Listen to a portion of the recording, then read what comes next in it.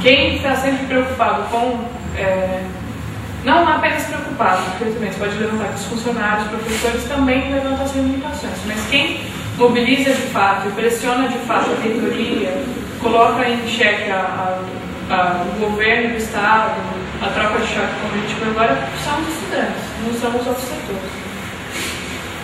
Isso é por um motivo muito simples, né? Os estudantes, eles primeiro são a maioria esmagadora da universidade, são cerca de 80% da universidade, em todas as universidades do país. Então, quer dizer, eles são uma força numericamente muito poderosa.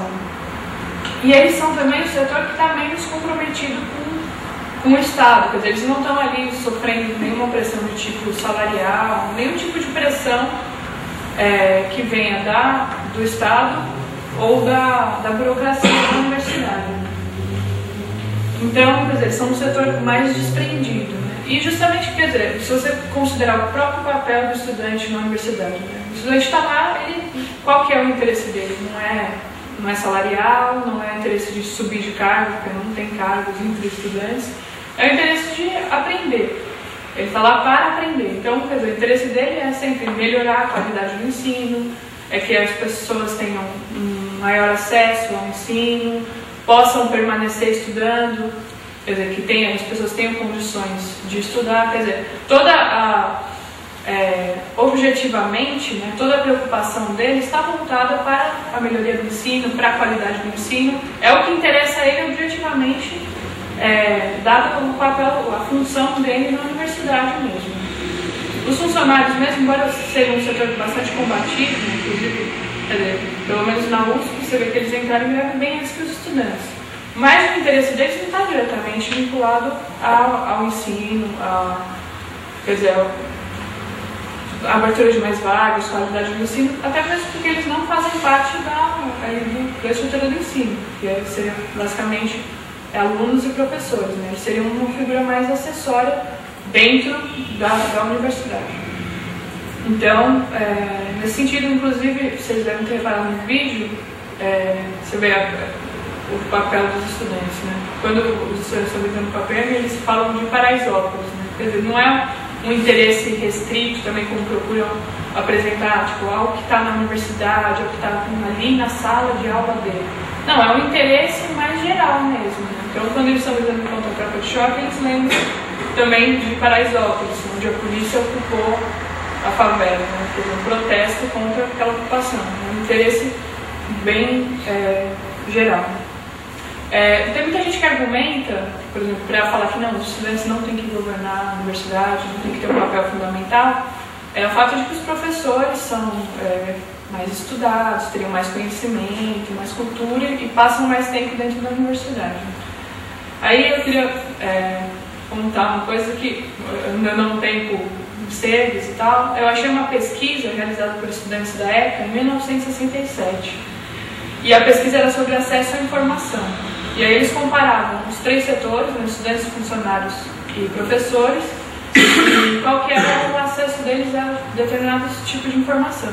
Então eles pegavam quantos livros cada um, em média, né, cada setor lia por mês, por ano, a quantas peças de teatro eles iam, quanto eles assistiam de televisão, quanto eles ouviam de rádio, quanto eles iam a shows, assim, todo tipo de informação, acesso à cultura em geral. Né?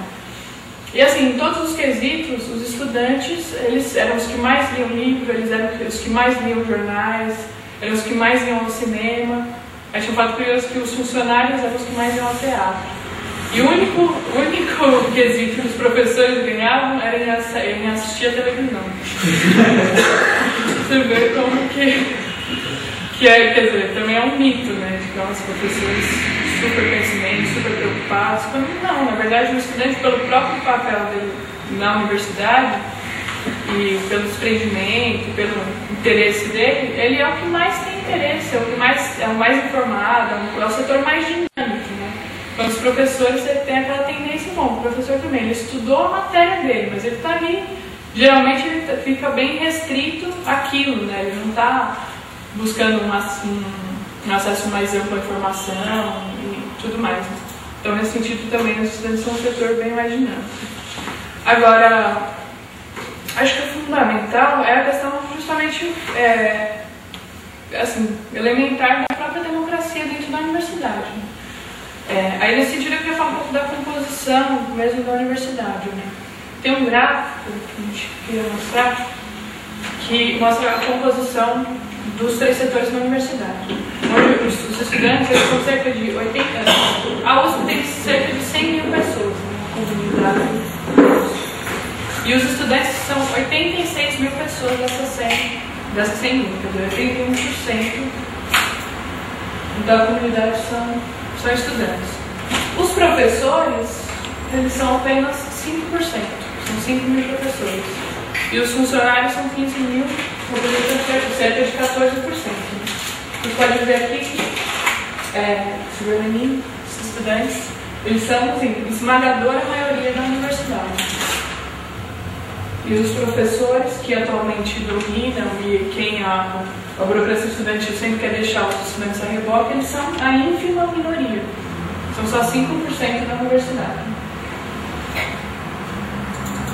Aí tem outro gráfico muito ilustrativo que mostra como é a composição do conselho universitário. Quer dizer, onde eram os estudantes, os professores, que eram aquela faixinha, dominam totalmente a direção da universidade. Os estudantes têm uma fatia minúscula, mas claro que não é nada comparado aos funcionários, que têm apenas 3 representantes no conselho universitário, de 113 pessoas. Então dá para ver bem a desproporção.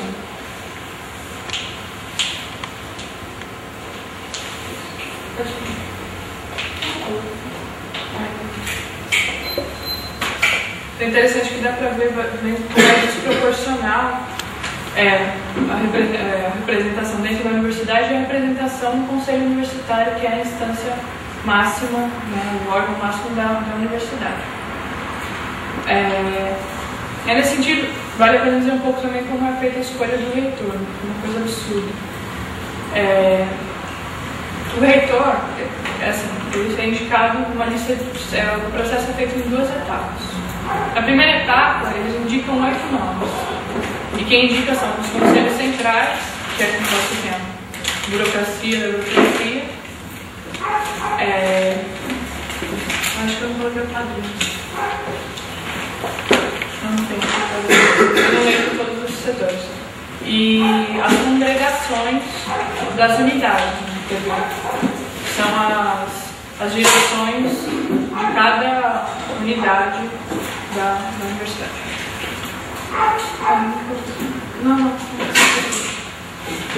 E aí na segunda etapa você retira as congregações, que são as direções da unidade, deixa só os conselhos centrais e o outro conselho que eu não lembro o que é. É o próprio conselho universitário. E aí desses 8 nomes, o conselho universitário e os conselhos centrais escolhem 3 nomes. E aí esses 3 nomes o governador escolhe 1. Quer dizer, o resto dos professores, funcionários, nem falar, porque eles têm sempre 3 representantes em cada instância de deliberação. E os estudantes, eles não têm absolutamente nenhum poder na escolha do reitor. Né? Então, o governador escolhe o reitor. E o reitor vai escolher a direção das congregações. Então, quer dizer, no final, quem escolhe toda a direção da universidade é o próprio governador. Você não tem ali nenhuma democracia interna, nenhuma instância que permita a comunidade escolher os seus dirigentes. Né? Então, dado isso, falar um pouco das propostas que surgiram dos professores, né, em alternativa à atual forma de poder que existe hoje na universidade. Uma das propostas que é a mais tradicional, né, das eleições diretas para reitor. Então seria assim, ao invés de ser esse absurdo, quer dizer, que é finalmente o governador que escolhe quem vai mandar na universidade, todo mundo votaria, né, em teoria, né, espera, todo mundo votaria no reitor, escolheria o reitor.